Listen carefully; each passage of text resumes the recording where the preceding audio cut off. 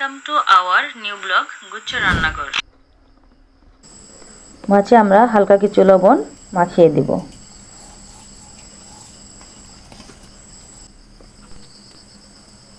মাছটিতে আমরা লেবু আর লবণ মাখিয়ে নিলাম, মাছে যেন কোনো দুর্গন্ধ না থাকে। লেবু দিলে মাছের একটা কাঁচা কাঁচা দুর্গন্ধ থাকে না, সেজন্য আমরা লেবুটা দিয়ে কিছুক্ষণ মাখিয়ে রেখে দেব।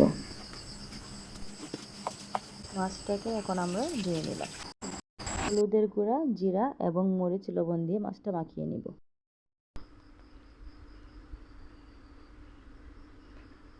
মাছটাকে আমরা ভালো করে উল্টে পাল্টে মশলাটা মেখে নিব, যেন মাছের গায়ে মশলাটা ভালোভাবে লাগে। ফুটন্ত করে তেল দিয়ে নিলাম। এখন আমরা মাছটা কড়াইয়ে দিয়ে দিব।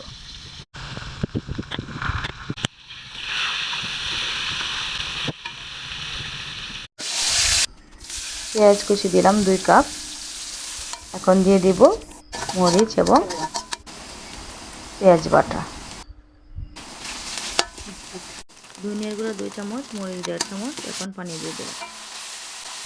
ভাজা মাছটা এখন আমরা দিয়ে দিব। কিছুক্ষণ রান্না করব। আমাদের রান্না কেমন হলো ভালো লাগলে কমেন্টে জানাতে পারেন।